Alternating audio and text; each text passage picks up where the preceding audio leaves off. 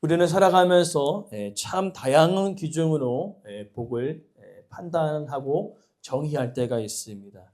어떤 분들은 건강이 복이다. 어떤 분들은 자녀가 잘 되는 것이 또 복이다. 또 어떤 분은 먹고 사는 것이 걱정이 없는 것이 그것이 또 복이다라고 이야기하는 것입니다.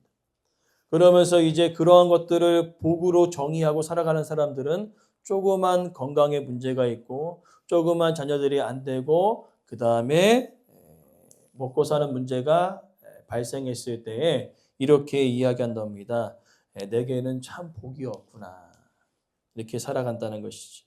그리고 믿는 사람들에게는 하나님께서 나를 버리신 것은 아닌가라고 생각하는 겁니다.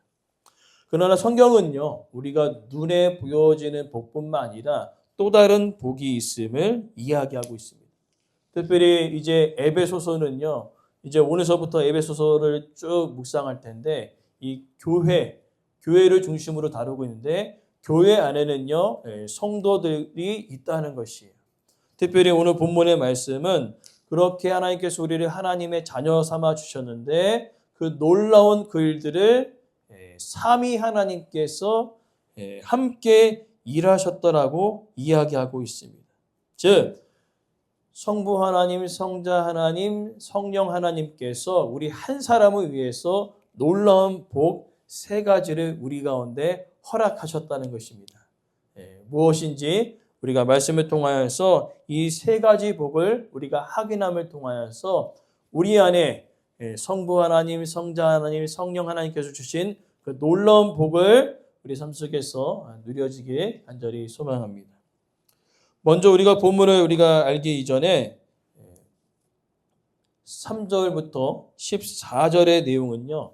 3절을 서론으로 한 다음에 본론의 내용이 4절부터 14절까지 이어지는 겁니다. 즉 3절의 내용은 하늘에 속한 신령한 복이 무엇입니다 라고 선포하면서 그 복이 자세하게 무엇인지를 4절부터 14절에 다루고 있는 것입니다.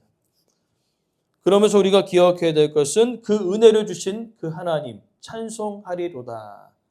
찬양하라고 명령하는 것이 아니라 찬양받기에 합당하신 그 하나님을 기억하라는 그 의미이라는 것이죠. 그러면서 하늘에 속한 신령한 복이라고 이야기하고 있습니다. 이 복은요, 모든 사람들에게 허락하신 그 햇빛과 비와 이 모든 것을 이야기하는 일반 은총, 일반 은혜가 아니라 예수 그리스도를 믿는 자들에게만 주시는 특별한 은총, 특별한 은혜라는 것입니다. 우리가 그 특별한 은총, 특별한 은혜를 받았다고 이야기하고 있는 겁니다. 특별히 중요한 표현은요, 오늘 본문에 신령한 복을 우리에게 뭐라고 되어 있습니까? 주시되. 과거로 표현하고 있습니다. 과거형으로요. 이미 주셨습니다. 주셨다라고 표현하고 있는 것은 아직 그 일들이 일어나지 않았음에도 불구하고 과거형으로 표현한 그 일은요. 이것은 확실한 사실이다라는 것이죠. 아직 주어지지 않았음에도 불구하고 과거로 표현한 그 이유. 바로 이것은 확실한 진리라는 겁니다. 근데 이 복은요, 땅에 속한 것이 아니라 하늘에 속한 것이고 신령한 것이라 이야기하고 있는 것입니다. 우리가 구약과 신약을 보면요, 하나님께 복을 받은 사람들의 개념들이 구약에서는 무엇으로 표현되어집니까? 자손들의 많음과 또 땅을 얻는 것에 대하여서 그 복을 의미하고 있습니다. 그러면 신약에 가서는 어떨까요? 내가 복을 받았다 했을 때 무엇으로 그것을 표현하고 있습니까? 바로 예수 그리스도를 믿음으로 통하여서 하나님의 자녀가 된 그것을 부각하고 있는 겁니다. 그러니까 구약에서는 이 물질적인 개념들이 복의 개념으로 집중되어 있었다면은 신약은 뭐예요? 신분이라는 거예요. 신분. 하나님의 자녀, 하나님의 아들. 그렇다고 우리가 신약으로 넘어와서 그러면 우리는 이 땅 가운데 물질적인 복을 받지 못하는가 여러분 생각할 수 있겠으나 그것이 아니라 물질적인 복과 영적인 복을 동시에 받았다는 것이지 우리가.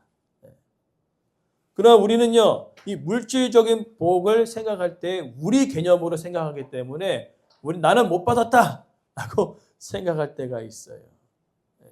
우리 마음은요 이 욕심이 한도 끝도 없어서 성경에 이야기합니다. 터진 웅덩이와 같다 우리의 욕심이. 그러니까 뭔가를 채우려고 하지만 채워지지 않는다. 그러면 이 채워지지 않는 것을 뭘로 채워야 될까요? 하나님의 은혜로 채워지는 것입니다. 그래서 하나님은요 먹고 사는 그 모든 문제들 물질적인 것과 우리에게 동시에 영적인 복도 허락하여 주시는데 그렇다면 여러분들에게 질문합니다. 물질적인 그 복, 또 영적인 복이 있습니다. 여러분들은 물질적인 복보다 무엇을 더 사모하시고 더 원하십니까? 대답이 없는 거 보니까 눈에 보이는 물질적인 복이 필요한 것 같네요. 맞아요. 이 땅을 살아가니 물질적인 복이 필요하죠. 그러나 우리는요. 생명이 중요합니다. 돈이 중요해요? 생명이 중요해요? 좀 더 쉽게 설명합니다. 돈이 중요해요? 생명이 중요해요? 생명이죠. 그렇기 때문에 물질적인 복도 우리가 누리지만 신약에 와서 영적인 복을 다루는 그 이유는 우리는 뭐예요? 생명이 필요하다는 존재라는 거죠. 돈보다는 생명이 필요하고 땅보다는 생명이 더 중요한 존재라는 것이죠. 그것을 오늘 이야기하고 있는 겁니다. 그러니까 하늘의 신령한 복은 물질적인 것을 의미하는 것이 아니라 그것보다 더 좋은 생명을 다루는 영적인 복을 이야기한다고 이야기합니다. 그럼 그 영적인 복을 위해서요 놀라운 방법은요 성부 하나님, 성자 하나님, 성령 하나님 세 분이서 그 놀라운 영적인 복을 우리에게 허락하여 주셨다는 그것이 너무나 큰 의미입니다. 첫 번째는요 따라합시다. 우리를 택하셨습니다. 아멘. 선택받았다는 것이죠. 너무나 은혜롭지 않습니까? 이 선택받은 것이 얼마나 좋으냐면은 제가 예전에 한 8, 9년 정도 제가 일용직을 했었잖아요. 일용직을 하면 이제 인력소입니다. 인력소. 그러니까 일을 연결해줘서 다른 곳에 보내는 인력소가 있어요. 하필 또 인력소가 가난한 인력소예요. 그래서 거기 갔습니다. 대학교 초년생이 갔으니까 처음에 일주일 동안 일을 하나도 안 주는 거예요. 그래서 저도 이제 끈기가 있으니까 오기가 있으니까 일을 안 준다 이거지. 그래 2주째 또 나갔어요.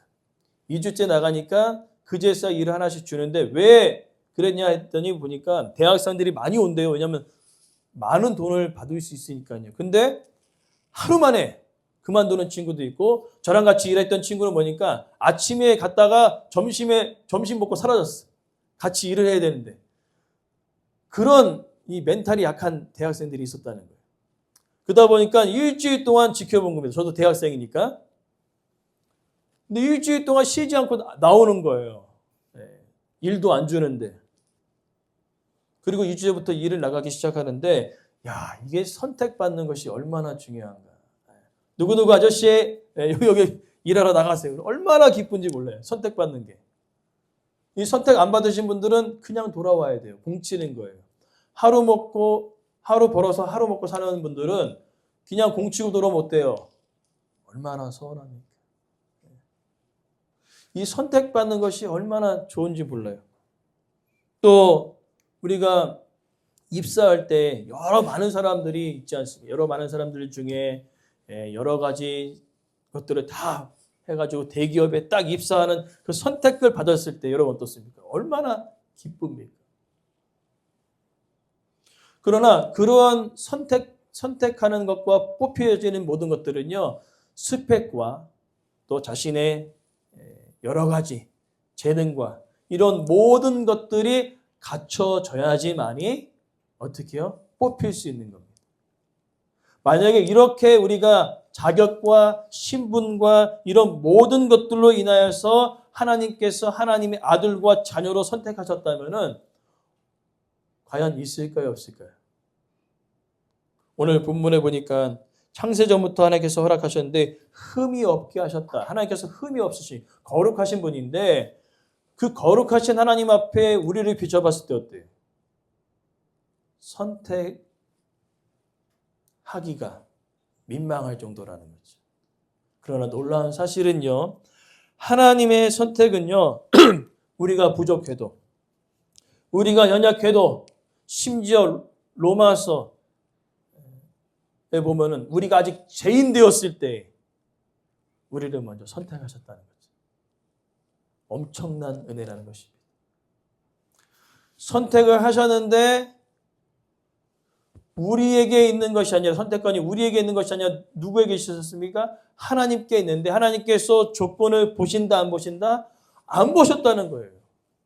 그렇기 때문에 저와 여러분이 이 시간 이 자리에 온 것입니다. 엄청난 은혜라는 거예요. 하나님께서 우리를 택하셨습니다. 택하신 사람은요 어떻게든 나오게 되어 있어요. 그러나 택하지 않은 사람은요 어떻게든지 피해갑니다. 어떻게든지 안 나와요. 저희 아버지 교회에서도 한 집사님이 30년을 기도하셨어요. 남편을 위해서. 그래서 제 생각에는 이 남편분은 하나님께서 택하지 않으셨나 했어요. 1년이 지나고 10년이 지나고 20년이 지나는데 별 기미가 안 보이는 거예요. 더 완악해지는 거예요. 더 완악하게. 막 교회 못 나가게 막 하셨거든요. 근데 30년째 딱 됐는데 기적이 일어난 거죠. 갑자기 교회를 가고 싶다는 거예요. 박해했던 남편이 교회를 가고 싶대. 근데 요즘에는 전세가 역전돼 가지고요. 남편분이 더 열심히 다녔어요.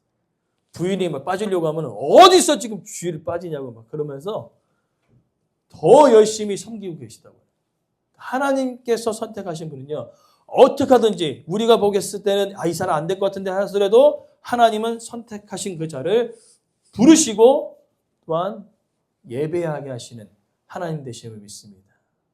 그게 엄청난 은혜입니다. 우리 앞뒤로 옆으로 이렇게 인사하셨으면 좋겠어요. 당신은 대단한 분이십니다. 네, 대단한 분이십니다. 하나님께서 저와 여러분을 선택하셨다는 거죠. 엄청난 은혜라는 거예요. 그리고 선택하셔서 뭐 되게 하셨냐면 선택하셨으면 목적이 있어야 될 거 아니에요. 그죠?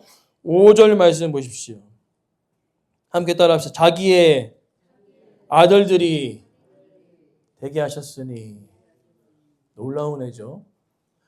하나님의 아들이 되게끔 선택하셨다는 거죠.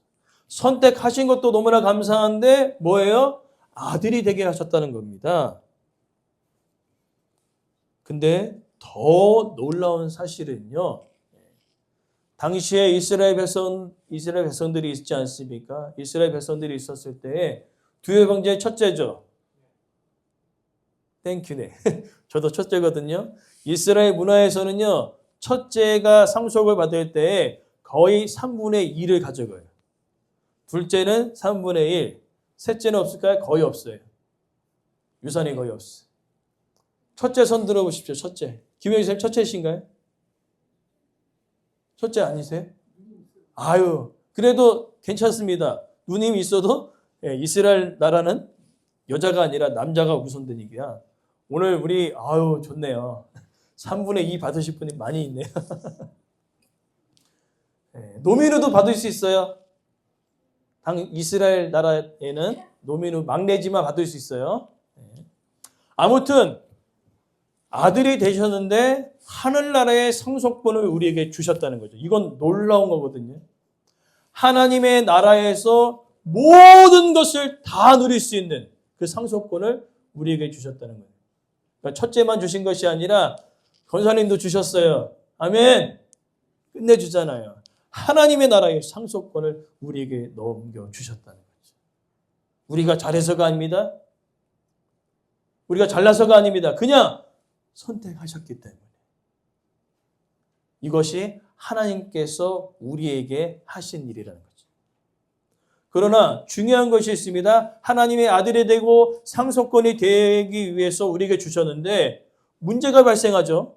아담과 하와가 범죄함을 통하여서 우리는 아들의 신분을 잃어버리게 되고 상속권을 잃어버리게 되었습니다.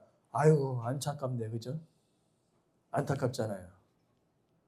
이 좋은 것을 다 놓쳐버렸지 않습니까? 그래서 하나님이 하신 일이 예수 그리스도를 보내주신 것입니다. 두 번째 살펴볼 것은 성자 하나님이신 예수님께서 하신 일이라는 것이죠. 그 내용이 이제 7절부터 시작됩니다. 그러니까 4절부터 6절의 말씀은 성부 하나님이 우리에게 행하신 일들, 가장 중요한 것은 택하셨고 아들이 되게 하셨고 상속권을 우리에게 주셨다는 것입니다. 그리고 7절부터 길게 12절까지의 말씀은요, 계속 반복되어지는 단어가 있는데 아주 중요한 단어가 있습니다. 따라합시다. 속량. 속량입니다. 제가 앞서서 아담과 함과 범죄함을 통하여서 신분을 잃어버렸죠. 이제는 아들의 신분이 아니라 죄의 노예가 됐습니다. 죄의 포로가 되어버렸어요.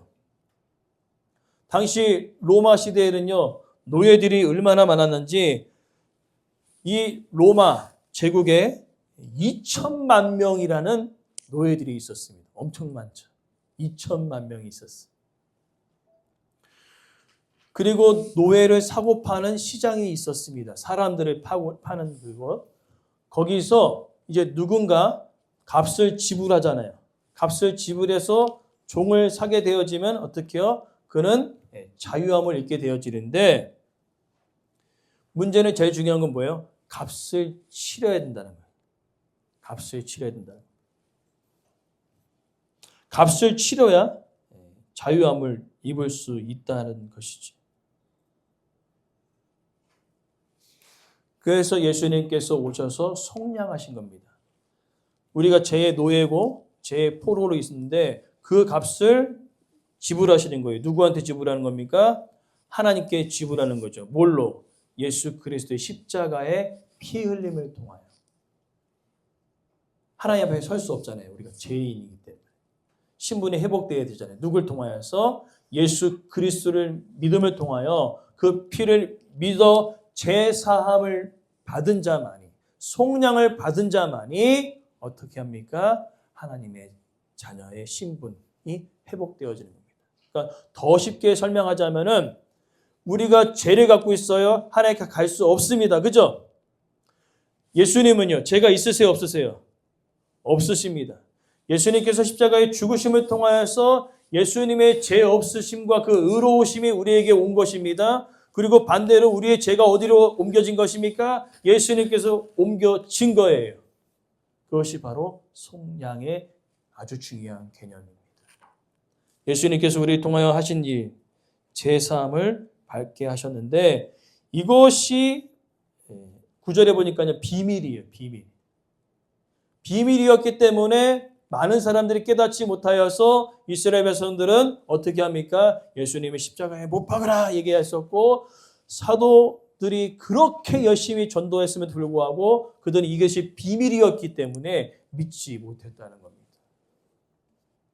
그런데 중요한 것은 그 비밀을 우리에게 알려주셨다는 거죠. 이거 엄청난 은혜라는 거죠. 깨닫는 은혜를 우리 가운데 허락하여 주셨다는 것입니다.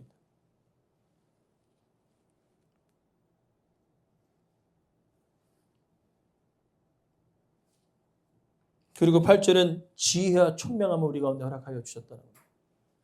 왜냐하면 예수님께서 하나님이신 그 예수님께서 이 땅에 오셔서 예수 그리스도를 믿는 자가 제사함을 얻는 그것은요 도저히 이해가 되지 않는 이야기라는 것입니다.